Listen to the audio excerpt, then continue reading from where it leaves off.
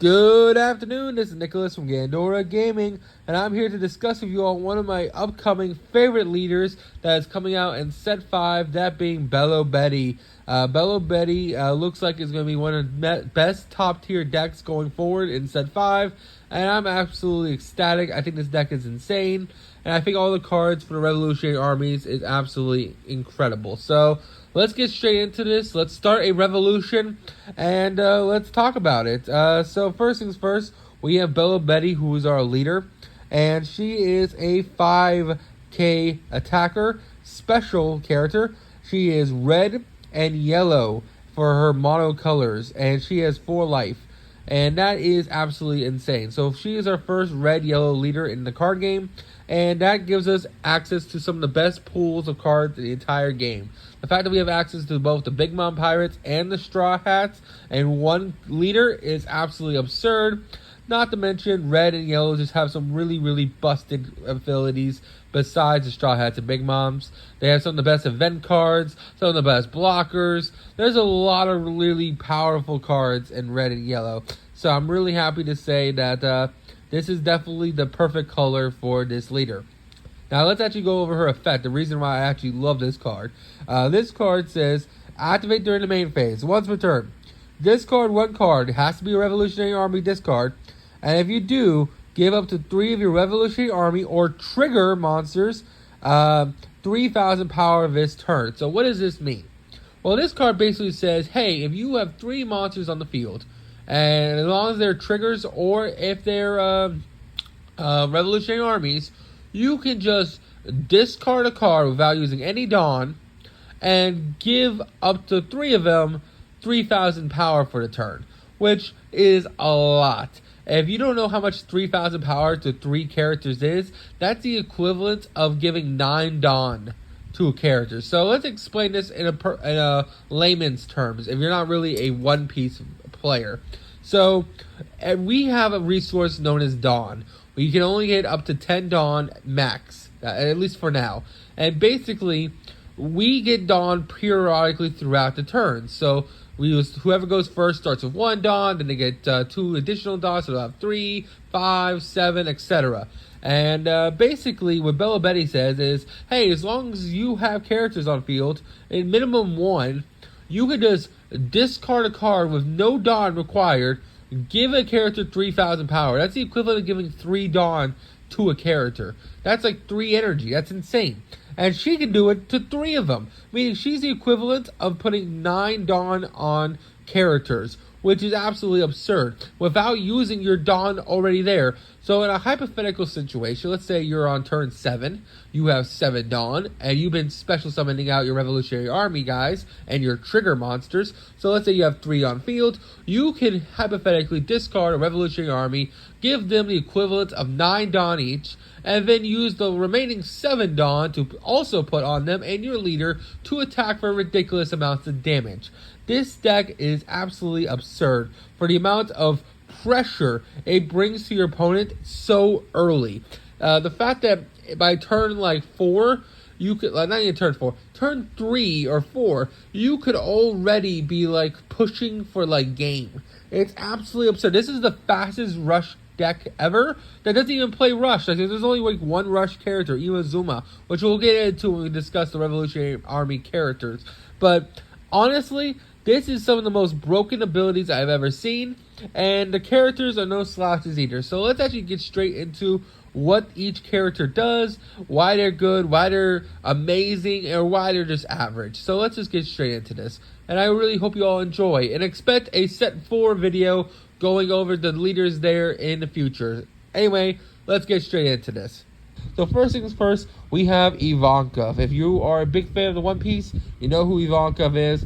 She is also part of Set 2. She's her own leader, or he is her own leader. Ivanka can choose whatever gender he or she wants, so we'll just go by that. And Ivankov is a level 4, 5,000 attack, 1,000 counter. Activate during the main phase. If this character has 7,000 power or more, play 1 revolutionary type character with 5,000 or less onto the field. That is an insane effect. So basically, while he's on field, you just put 2 Dawn on her, and basically you can just special summon a free guy onto the field. And don't forget, you don't have to put Dawn on him. You could just use Belo Betty's ability on him, make him a 7,000 attack, and then he just freely special summons a level 4 for free. That is without using any Dawn. That is absolutely insane. Not to mention, he's a 1,000 counter. He's a 5k beat stick. And if you use Belo Betty's effect, he becomes an 8k beat stick. Like, he is absolutely insane and probably one of the best cards in the deck. The other level 4 that I really want to discuss is Karasu. Karasu is my favorite Revolutionary Army card. Besides the leader herself, Karasu is absolutely insane. Basically, he is a 5,000 attack, 1,000 counter, level 4, and on play, if your leader is the Revolutionary Army, give up to one of your opponent's leaders or characters minus 1,000 power during this turn, and then when attacking, this character has 7,000 or more power, give up to one of your opponent's leaders or characters minus 1,000 power this turn. That is a broken effect. So if you're probably wondering, what does this actually mean? Well, basically this card says, hey, on normal or when attacking, if he has 7,000 more power, you basically just get to minus 1,000 power from your opponent's leader or character. And I'll give you context to this. Let's say you're going against Zoro. Zoro has 5,000 attack, thus you have to hit him with a 5,000 at minimum to do damage. Well, with Karasu, you immediately lower him to 4,000 power. So that means any monster that has 4,000 power or more can now interact with Zoro. Meaning, if you hit him with a 5k to a 4k, he has to discard a 2k counter just to protect himself. So you actually start making him discard a shit ton of cards, or he's going to lose a lot of life. And not to mention, Kurasu's stack. So you can have multiple Karasus on field. You can keep stacking the minus effect. You can go normal, special summon Karasu, then use his effect, lower the cost of your opponent's leader. Special summon another Karasu, lower your leader. You can make him a 3k in the same turn. Like, that's insane. Like, imagine you span the board with all these little dudes, then you minus his character, so he's basically a weenie himself, and then you make your dudes gigantic with just a discard. That's absolutely absurd. It's probably one of the most broken things in this game. It really is. Karasu is a must-have for. Same thing with Ivankov. Now, here's some other ones which are absolutely insane. We have one more forecast I do want to discuss, that being Lindbergh. I think he's the weakest of the bunch, but at the same time, he's also insane as well. Lindbergh is a 5,000 forecast. He has a 1,000 counter. When attacking with this character, has 7,000 or more power, KO to one of your opponent's characters with 3,000 power or less. So you already get the gimmick. Basically, you want to use her ability when he and then when he attacks, he gets to blow up a character, which is really, really good. He's also a trigger monster. This is our first trigger. You could, if this guy's in your life and you draw him in from your life, you can discard one card, and if your leader is multicolored, play this card. That is a really busted effect. So basically, it's saying, hey, I'm a free special summon, and when you get me, I'm going to be swinging for 8k when you use Belo Betty's effect, and I'm going to be popping a monster with 3,000 power or less. That is a very, very insane effect, and probably one of the most insane effects in the game. So I really like them. I think Ivankov and Karasu are just a little better when it comes to like their utility, but I still feel like Lindbergh is still really, really good. Now we'll go on to our level 3s. We have Morley. This guy is absolutely hilarious. He's actually your game ender, which is absolutely amazing. Basically, he has no counter, which is the only bad thing about him.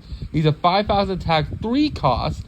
When attacking, if this character has 7,000 or more power, your opponent can't activate blockers during this battle. So he's actually how you kill your opponent. If you whittle him down to 0 life, and you have a Morley on field, you can put all your Dawn on Morley and use Belo Betty's effect, and they can't do anything. They can't block. They basically say you have to have enough event cards and counters in your hand to survive. And even then, you're probably pushing with other characters. So Morley is just insane. Also, he is a trigger. So if he is in your life, you can also, and your leader is multicolored, you can discard one card and play him, which is absolutely absurd. So this is another trigger monster, which is really insane, and overall a really, really great card in general. The next monster we must discuss has to be Imazuma. Imazuma is absolutely phenomenal. He is only 4,000 attack, so he is weaker, but he is a 3-cost 1,000 counter, and this character you control, other than this character, has basically, if one of your Revolutionary Army characters or any character on your field has 7,000 or more power, this character gains Rush. That is absolutely absurd. Basically saying, hey, you can play Inazuma off of Ivankov, and because Ivankov is 7,000, Inazuma is rushing now, which is really, really good. The only issue I have with Inazuma is that he's not a trigger, so if he's in your life, you don't get a free summon. Also, the only issue with Inazuma is that he is 4,000 power, meaning you usually have to put Dawn on him or use Belo Betty's ability to make him big. But even with Belo Betty's ability, he does become a 7k. He just becomes a 7k. That's absolutely absurd. And that's really, really good. The final level 3 that I feel like we should discuss is Hack. Hack is a vanilla level 3, 1,000 attack, and that's all he is. As much as I think this guy is really cool, I honestly think once we get more Revolutionary Army characters, we're probably not going to play Hack anymore. But he is a level 3, 5,000 attack, so it's easy to spam him onto the field. And then once you use Belo Betty's effect, he is a free 8k. I just feel like because he's a vanilla, he's just the weakest out of all the Revolutionary Armies, which makes sense because in the show, he is the weakest out of the Revolutionary Armies. So that actually lines up pretty well. Now let's go on to our level 2s. There's 2 level 2s that I really want to discuss with you all today. First things first is Bartholomew Kuma. This is our newest Kuma, which is a red character. He's 2,000 attack, 1,000 counter. On play, 2 costs by the way. On play, KO to one of your opponent's characters with a power of 2,000 or less. And then trigger if his leader is mixed color, play this card. So this guy is actually really, really good. He's good at blowing up your little blockers. And he is 2,000, which sucks. But with Belo Betty, he does become a 5k, so he's not too bad.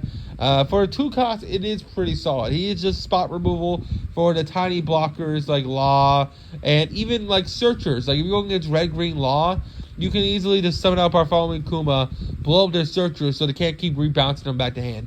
So he has actually really, really powerful utility effects. And he is a trigger, so again, you can play him. And he does, because he's such a low cost, he doesn't have a discard to trigger special summon him. So if you hit him off your life, he's just a free summon and he's a free pop if there's anything that he can hit, which is pretty good. Also, which I should mention, our next monster, which is Koala, my bad.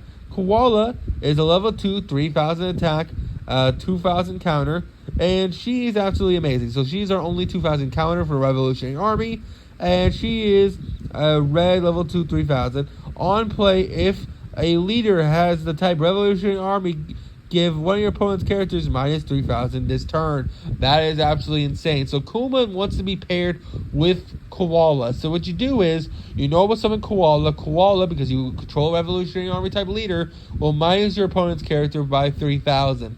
Hopefully it's a level 5, meaning that any level 6 or lower character will be then popped by the Kuma, because you lured them. Actually, no, not 6,000. It has to be 5,000 or less. So basically, they have 5k on field. You normal summon Koala. Koala lowers the cost, and then you normal summon Kuma, and Kuma pops them. That's really, really solid. That's a really, really cool spot removal. But usually you're just using her as a 2,000 counter to protect your characters and your life, which is really, really good. And finally, the last Revolutionary Army character I want to discuss today is our level 1 Belo Betty. She is a 1,000 counter, level 1, 2,000 attack. On play, look at the top 5 of your deck. Reveal one of your Revolutionary type cards other than Belo Betty. Add it to your hand, then place the rest of the bottom of the deck in any order. She is absolutely amazing. It's your Searcher, it's your Nami, and she's really, really good. So that's really about it. There is one more Revolutionary Army character that I should discuss because a lot of people have been hyping him up. But personally, I'm not a big fan of him right now. That Revolutionary Army character is Sabo. Sabo, the Revolutionary Army, is a six cost 7,000 with no counter. On play, KO up to 2 of your opponent's characters with a combined power of 4,000 or less. So this is not a bad effect. So basically, on his play, you KO up to the 2 characters up to the power of 4,000, which is pretty solid. So he pops 2 little dudes. Now, if you use Koala with him, you could probably pop a couple more guys, maybe some bigger dudes, which is pretty solid. Not to mention, with Belo Betty's effect, he becomes a 9k with no Dawn, which is absolutely insane for a 6 cost. But personally, I don't really like Sabo. As much as everyone's like hyping him up as a really powerful card, I just don't think that, honestly, because he has no counter, there's not really a reason to play him. Like, you really want to play low to the ground, and I feel like, yes, 6 is not too much. I feel like the fact that he doesn't have a counter, and the fact that he doesn't do anything else once he's summoned, kind of really sucks. You're usually summoning out little dudes and then hitting your opponents. You're not really summoning a big guy that much. So honestly, maybe you play Sabo, but I don't know. Maybe once more cards that lower the cost come out for the Revolutionary Armies, then maybe we'll play more of him. But right now, I'm personally not playing him, just for the simple fact that there's not enough cost rollers. Like, don't get me wrong, Koala definitely does it, but honestly, I'm never normal summoning Koala unless I'm trying to pop a 5k and I have a Kuma in hand. But that's just my personal opinion. I think if he had a counter, I would definitely be playing him. Probably take him out over the hacks. But I don't know. I just think that overall, he's a little bit on the weaker side. But yeah, you can all tell me in the comments. But that is it for the Revolutionary Armies. I do need to go over the Big Mom Pirates. I'm not going to go over all of them. I just want to go over some really good ones by set 4 that are really insane. So these are your yellow cards, and they're just really solid that you can play. For the 2 Big Mom Pirates, you definitely have Cracker. I feel like he's just going to be a staple in this deck. Basically, he's a level 4, 5,000 attack, 1,000 counter. What's called 1 Dawn on him. If your life points are less than your opponent's, he gains 1,000 power and double attack. And also, he's a trigger, so you can discard 1 card from your hand and play this card. So this guy's absolutely a unit. Yes, he's not a Revolutionary Army, but he's a trigger monster. So Belo Betty will still give him a 3,000 boost. So he's also a game ender. So imagine hitting, your opponent has to block this, or they're going to lose 2 life. That's a really insane effect. The fact you get him off your life is really good. Overall, a great card. The other Big Mom Pirates is actually a Vinsmoke Sanji that comes out in set 4. This guy is a 4k, 5,000 attack, 1,000 counter blocker, and he's also a trigger. You can discard 1 card and play this card from your life, which is really solid. I think both of these guys are really powerful. I think they're gonna. I think Vinsmoke Sanji is going to boost yellow decks for set 4. But I think once Belo Betty comes out, he and Cracker will be staples in the Belo Betty deck. And then finally, for our last yellow card, I want to do an honorable mention for. It has to be Saruti. He's actually not a Big Mom Pirate or a Vinsmoke. He is a Sky Island card, so we'll be getting him in set 5. He is a 5 cost, 5,000 character with counter 2,000, and then trigger, trash 1 card, play this card from your hand. So what I like about him is that he's a 2k counter, which is really good because you don't have that many 2k counters in Revolutionary Armies. But he's also a 5k that's also a trigger monster, and he's just really good. You're never actually going to hard normal summon Saruti. You're always just going to play him from either life or use him as a discard. But he's still a really good card, and I feel like I should mention him. And that's really about it. I hope you all enjoy. Don't do anything stupid. Tell me what you're most excited for. I'm going to do a lot more videos on not just the Revolutionary Army characters, but on a lot of the set 4 and 5 leaders coming up. I think I have a a green, purple Dolphamingo deck profile coming up with you all today. But that's it for this one. You all take care. Don't do anything stupid. I'll see you all next one. Bye-bye.